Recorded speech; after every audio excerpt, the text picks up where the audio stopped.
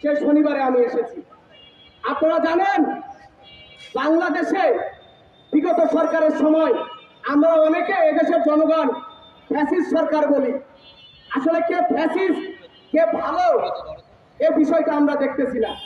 আমরা যার কাজ ভালো পাবো, আমরা দেশের সেবায় যাকে পাবো আমরা তাকেই ভালো পাবো, কারণ আমরা সাধারণ জনগণ।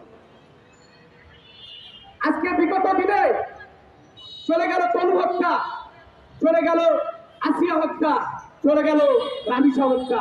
আজকে তনু হত্যার আজ পর্যন্ত কোনো বিচার হয় নাই। আসিয়া বিগত 1 বছর আগে আসিয়া এইভাবে ধর্ষণ হয়ে হত্যা হয়েছে, আসিয়ার বিচার আজও হয় নাই।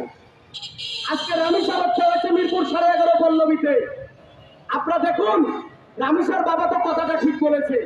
কেন বলেছে তার একটি বিরল দৃষ্টান্ত উদাহরণ আপনাদের মাঝে আমি তুলে ধরতেছি। আপনারা দেখেছেন শহীদ ওসমান হাদি যখন খুন হইল, তাকে যখন হত্যা করা হইল, আমি দেখেছি আমাদের বিভিন্ন দলের ভাইয়েরা তার জন্য রাজপথে নেমেছে, পল্টন প্রেস ক্লাব শাহবাগ আলোড়ন সৃষ্টি করেছে। কিন্তু একটা কথা বলি না, বিয়ে করতে গেলে এটা 9 দিন নতুন নতুন ভালোবাসা। তো যেই দিন ঘটনা ঘটে প্রথম 10 দিন 15 দিন 1 মাস সবাই একটু আন্দোলন নিয়ে নামে। তারপর আর ওসমান হাদির বিচার কবে হবে, তনু হত্যার বিচার কবে হবে, আসিয়া হত্যার বিচার কবে হবে, রামিসার হত্যার বিচার কবে হবে, এই নিয়ে আর আমরা আম জনতা কেউ কথা বলি না। সুশীল সমাজের লোকেরা তো মুখ বন্ধ করে থাকে।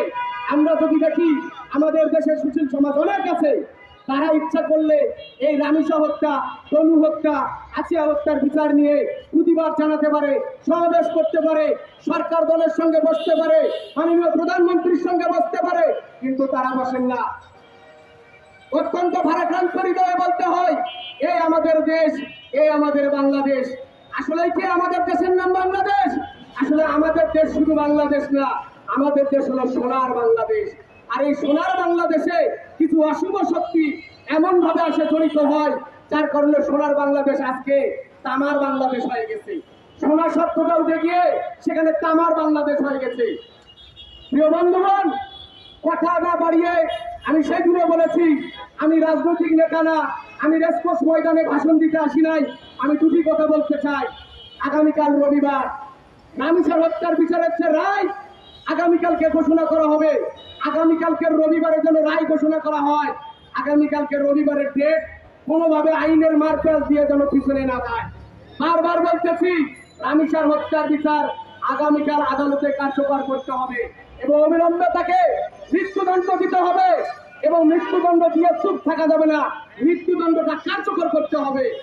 আমরা অনেক সময় দেখেছি বিভিন্ন জেলায় জেলা ও দায়রা জজ আদালতে যে আসামির ফাঁসির আদেশ হয়, পরবর্তী দেখা যায় সুপ্রিম কোর্টের হাইকোর্ট ডিভিশনে আসে আপিল করে, সেখানে আসে ফাঁসির আদেশ কেটে দিয়ে যাবজ্জীবন কেলায়। আবার ওখান থেকে সুপ্রিম কোর্ট অ্যাপিলেট ডিভিশনে আপিল করে, সেখানে দেখা যায় যে ওই যাবজ্জীবন কারাদণ্ড থেকে আবার 10 বছর 12 বছর শাস্তি হয়ে গেছে। আরে ভাই, এইভাবে যদি আইনের মারপ্যাচ দিয়ে আপনার আসামিরা যদি রক্ষা পায়, তাহলে বাংলাদেশে নারী ধর্ষণ বন্ধ হবে না, নারী নির্যাতন বন্ধ হবে না, শিশু ধর্ষণ বন্ধ হবে না, শিশু নির্যাতন বন্ধ হবে না। তাই আমাদেরকে এইসব বন্ধ করতে হইলে আমাদের অবিলম্বে আইনের বিষয়টা দেখতে হবে। আমাদের আইনের যে বিষয়টা আমরা লেনলি প্রসেসে আমরা রায় ঘোষণা করি, আমাদের আইনের এই রায়টা দ্রুত কার্যকরের জন্য আমাদের ব্যবস্থা নিতে হবে। প্রিয় ভাই ও বোনেরা, আপনারা আজকে বাংলাদেশের আমরা সকলে নাগরিক। আজকে যদি চিন্তা করেন, রামিসা হত্যা হয়েছে, আসিয়া হত্যা হয়েছে, তনু হত্যা হয়েছে, আপনি আজকে যখন রাত্রে ঘুমাতে যাবেন, মনে মনে যখন বিছানায় ঘুমিয়ে থাকবেন, একটু কল্পনায় দেখবেন যে আসিয়ার লাশের কাছে আপনার কোনো ছোট্ট মেয়েটি শুয়ে আছে। আপনি কল্পনায় দেখবেন রামিসার লাশের পাশে আপনার কোনো ছোট্ট মেয়েটি শুয়ে আছে। তখন আপনার বুকটা কেঁপে উঠবে। তখন মনে হবে, আরে আমার মেয়ে আজকে পৃথিবীতে নেই, আমার মেয়ে আজকে পৃথিবী থেকে চলে গেছে। যে খুনি ঘাতক আমার মেয়েকে এই পৃথিবী থেকে বিদায় দিয়েছে, আমি তার কঠোর শাস্তির ব্যবস্থা করব। তাই ভাই বোনেরা, আমি আপনাদের বলতে চাচ্ছি, আপনারা আমাদের সাথে একত্রিত হন। আমরা মানবাধিকার কমিশন, আজকে international human rights commission, IIHRC Bangladesh ট্রাস্টের কেন্দ্র কমিটির সকল নেতা কর্মীকে নিয়ে আমি উপস্থিত হয়েছি। আপনারা আমাদের সাথে একত্রিত হন। আপনারা যারা কবি, সাহিত্যিক, কলামিস্ট, সাহিত্যিক, সাংবাদিক, লেখক, আপনারা যারা আছেন, এই সাংবাদিক, আমার সামনে কত সাংবাদিক আছে, এই সাংবাদিক ভাইরা হচ্ছে জাতির বিবেক। এই সাংবাদিক ভাইরা মাঠে ঘাটে পরিশ্রম করে এদেশের মানুষের যেখানে অধিকার লঙ্ঘন হয়, তারা পত্রিকার মাধ্যমে, মিডিয়ার মাধ্যমে সেগুলো সম্প্রচার করে। তখন আমরা জানতে পারি যে বাংলাদেশে এরকম একটা দুর্নীতির মূলক বিষয় ঘটে গেছে। যেমন রামিসার বিষয়টা বলি, আমি ঈদের আগে, ঈদের যে শনিবার প্রোগ্রাম করে গেছি, তার আগে হচ্ছে বৃহস্পতিবার গাজীপুর জেলায় একটি প্রোগ্রামে আমি যাচ্ছিলাম। সেই প্রোগ্রামে যাওয়ার সময় আমার প্রতিষ্ঠানের মহাসচিব বললো, চেয়ারম্যান সাহেব, আপনি কি জানেন যে মিরপুর 11:30 পল্লবীতে রামিসা নামে একটি মেয়েকে ধর্ষণ করে হত্যা করা হয়েছে? আমি জানি না। আমি বললাম, না মহাসচিব, আমি তো জানি না। আপনি কিভাবে জানলেন? বলছে একটা মিডিয়া এটা প্রকাশ করেছে, আমি মিডিয়ার বিষয়টা দেখেছি। তাহলে দেখুন আমি কিভাবে জানলাম? এই মিডিয়ার মাধ্যমে জানলাম, এই সাংবাদিক ভাইয়ের মাধ্যমে জানলাম। তারা তো মানবতার সেবায় কাজ করে যাচ্ছে। হয়তো আমরা অনেক সময় এখন সাংবাদিককে বকা দিয়ে থাকি, আরে ভাই, ধানের মধ্যে পাঠান থাকে। বাংলাদেশে এমন কোন কৃষক দেখাতে পারবেন যে একটা জমির মধ্যে 40 মণ ধান উৎপন্ন করেছে, তার মধ্যে 40 মণে ধান আছে, সেখানে পাতান নাই, কাঠ পাতা নাই? ধানের মধ্যে পাঠান থাকে। প্রত্যেকটা ডিপার্টমেন্টে খুঁজে দেখেন না কেন, ভালোর মধ্যে দু একজন খারাপ থাকে। হয়তো বা সাংবাদিকতার মধ্যে কেউ কেউ একটা কোনো অপরাধ করেছে, যার জন্য আপনি গোটা সাংবাদিক মহলকে গালি দিতে পারেন না। কারণ তারাও দেশের জাতির বিবেক। এই সাংবাদিক মানুষের জন্য নিরলস পরিশ্রম করেন। প্রিয় বন্ধুগণ, আমি আপনাদের কথা বললাম, একটা কথা বারবার বলে যাচ্ছি, সাংবাদিক ভাইদেরকে বলে যাচ্ছি, মাননীয় প্রধানমন্ত্রী, আপনি বাংলাদেশে এসেছেন, আপনি বিগত 4 মাস হলো আপনি এদেশের দায়িত্ব নিয়েছেন। আমি যতটুকু জেনেছি, আমার এখানে একটা সম্প্রচার আছে, বিগত 4 মাসে বাংলাদেশে প্রায় 568 জন মায়ের বুক খালি হয়ে গিয়েছে। আপনি যদি চিন্তা করে দেখেন, আপনার একটি মেয়ে সন্তান আছে, আজকে আপনার সন্তানদের যদি কেউ কোনো কিছু করতো, আমার তো মনে হয় আপনি গোটা ঢাকা শহরকে অন্ধকার করে দিতেন। ঢাকা শহরের মানুষ বাড়ি থেকে বের হতে পারতো না। তাহলে রামিসা কি আবার আপনার সন্তান না? আসিয়া কি আপনার সন্তান না? কোনও কি আপনার সন্তান না? এই বাংলাদেশের 18 কোটি জনগণে আপনার এখন সন্তান।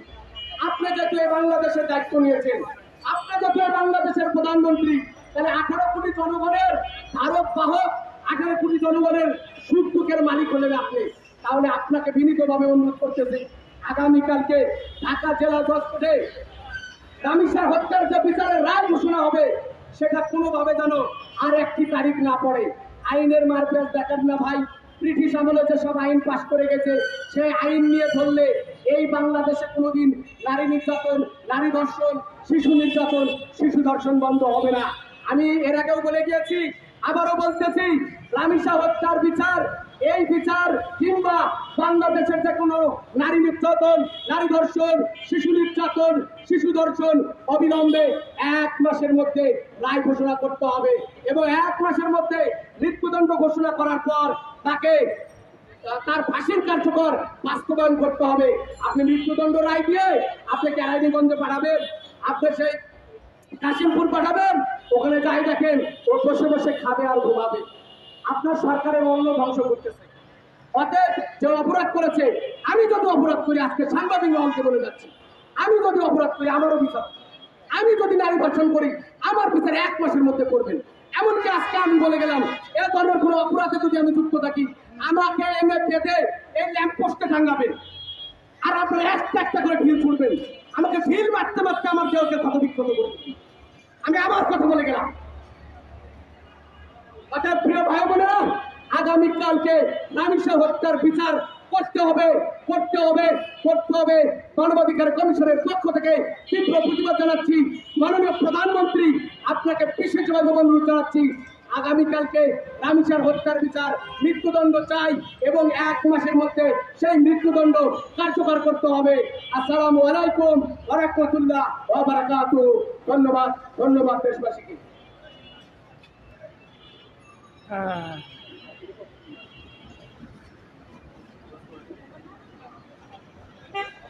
yes, close karo.